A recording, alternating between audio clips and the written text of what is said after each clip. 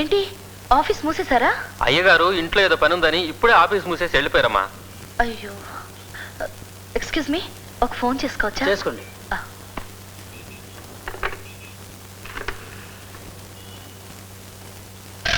నేను morning sir. ఏమ్మా? బస్సులో స్ట్రైక్ మూలాన తిరిగి వచ్చేసరికి ఆలస్యమైంది సార్. కలెక్షన్ ఎంత అయింది? 30,000. ఇంటికి తీసుకురమ్మంటారా? బస్సులు స్ట్రైక్ అంటున్నావు, ఎలా వస్తావు? డ్రైవర్ కూడా లేడు. ఆ డబ్బు నీ దగ్గరే ఉంచు. నా దగ్గర? సరే సార్, రేపు పొద్దున్న ఆఫీస్కి వచ్చేప్పుడు తీసుకొస్తాను. ఉంటాను sir. Okay, thank you. Welcome.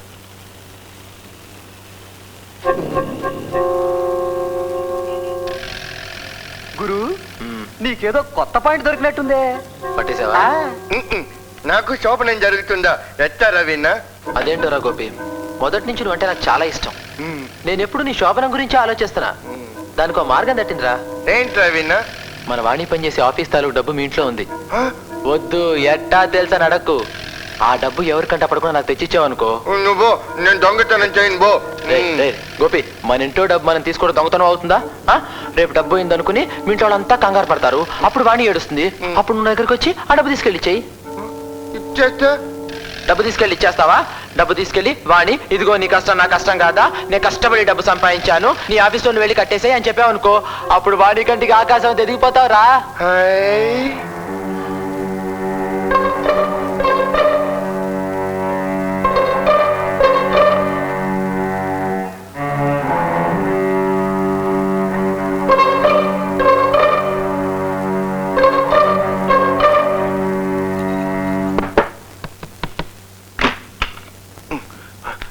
ఉన్నాడా?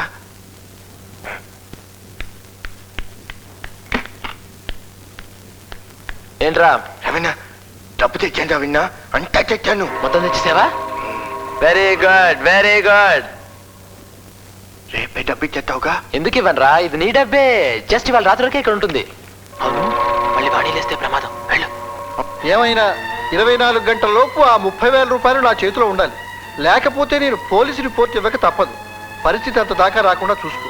సార్, ఇంత తొందరలో అంత డబ్బు? నేను చేయగలిగింది ఏమీ లేదు. వెంటనే డబ్బు తిరిగి తీసుకెళ్ళిపోతే పెద్ద గొడవలు జరిగిపోతాయంట. రవీనా, నువ్వు ఆ డబ్బు నాకు ఇచ్చేస్తే నేను తీసుకెళ్ళి ఇచ్చేసి తర్వాత వస్తా. ఏ డబ్బు? అదే రవీనా, నిన్ను రాత్రి తీసుకొచ్చి ఆ డబ్బు నేను నీకు ఇచ్చానుగా, ఆ డబ్బు తిరిగి ఇచ్చేయాలి. డబ్బు రాత్రి నువ్వు నాకు డబ్బు ఇచ్చావా? ఏం కలగానికి అంటున్నావా? రాత్రి నేను నీకు డబ్బు ఇచ్చాను కదన్నా. ఇవ్వలేదని చెప్తున్నాడు కదయ్యా. అన్నా అన్నా అన్న తమాషా చేయొద్దన్నా. అన్న వాడిని పోలీసులు తీసుకెళ్తారంట, జైల్లో పెడతారంట. అన్న ఆ డబ్బు ఇచ్చేయన్నా, నువ్వు చెప్పిన పని ఏదైనా చేస్తారన్నా, చేస్తాను. అరే, నీ దగ్గర డబ్బు తీసుకోవాల్సిన అవసరం నాకేం వచ్చిందిరా? ఎవడైనా వింటే నవ్విపోతాడు. పాప ఎక్కడ పడేసుకున్నాడే ఏమిటో. సరేదా, చెప్తాను.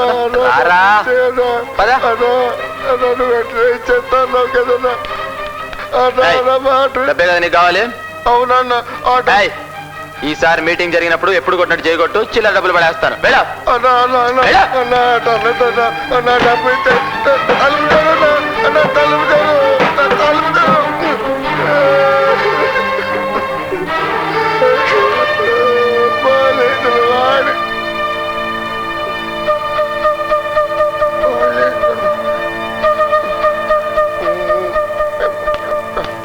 అరే, నాకు డబ్బిచ్చాను కలగనాడేమో పిచ్చాడు. వాడి పిచ్చి మాటలు నమ్మి నువ్వు మా ఇంటికి రావడం ఏంటయ్యా?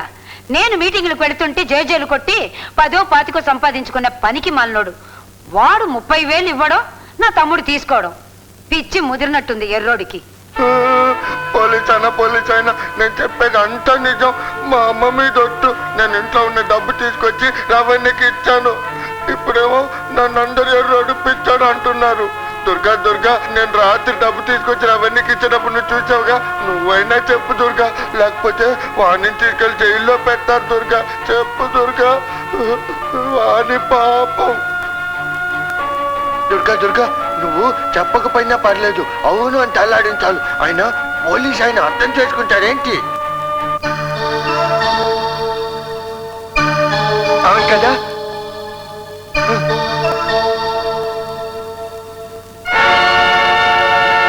అదే దుర్గా, నువ్వు కూడా కూడా అబద్ధం చెప్తున్నావు. పాపం వాడి దుర్గా, అబద్ధం చెప్పద్దు దుర్గా, పాపం వాడి కదా. దొంగతనం చేశానని నువ్వే చెప్తున్నావు కదా, ఆ విషయం ఏదో పోలీస్ స్టేషన్ లో తెలుసుకుందాం పద. నన్ను తీసుకెళ్ళదు, నేను రాను. వాణి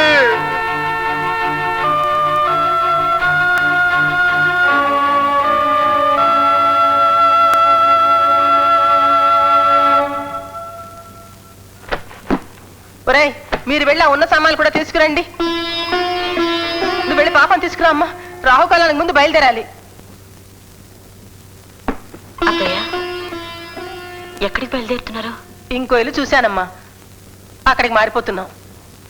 ఇప్పుడు ఏమైందని వెళ్ళిపోతున్నారు? ఏదో అయిందని కాదమ్మా, ఏది అవ్వకూడదని ముందు జాగ్రత్త పడుతున్నాం.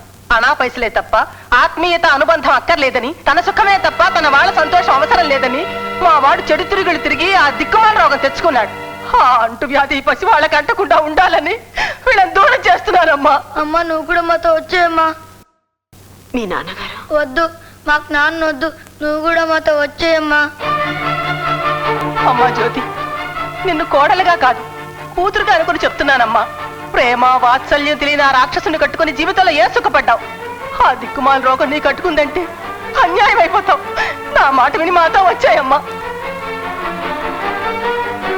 మీరు పెద్దవారు, మీకు నేను చెప్పేటంత దాని కాదు.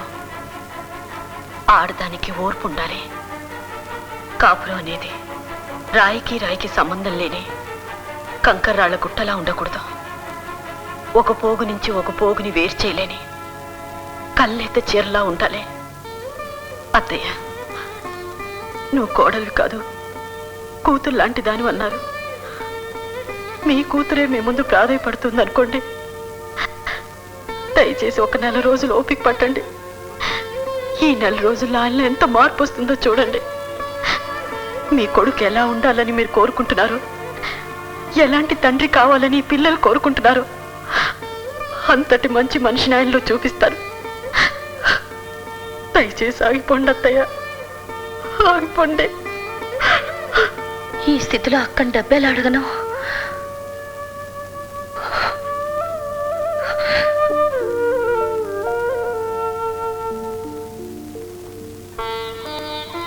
అక్క, ఎంతసేపు అయింది వచ్చి? ఈ నగలేంటి నాన్న? అవి మనం దుర్గకు పెళ్లిలో పెట్టిన నగలమ్మా. అవి అమ్మి ఆ డబ్బుతో గోపిని విడిపించమంటుంది. వద్దక్క, మీ అత్తగారింట్లో మనుషులు ఎటువంటి వారో తెలుసు కదా. దీనివల్ల లేనిపోని గొడవలు వస్తాయి, నీకు ఇంకా కష్టాలు ఎక్కువ అవుతాయి. వద్దు.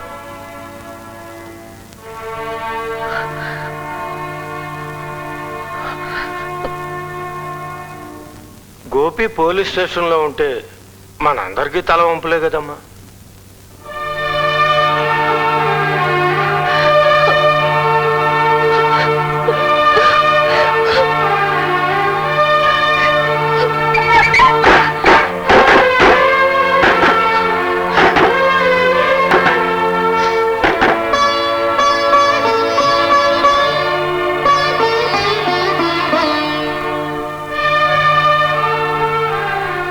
ఇది ఇలా ఇవ్వమ్మా. నేను ఇవి అక్కడ తాకట్టు పెట్టి డబ్బు తీసుకొచ్చి గోపిని విడిపిస్తాను. నువ్వు ధైర్యంగా ఇంటికి వెళ్ళమ్మా.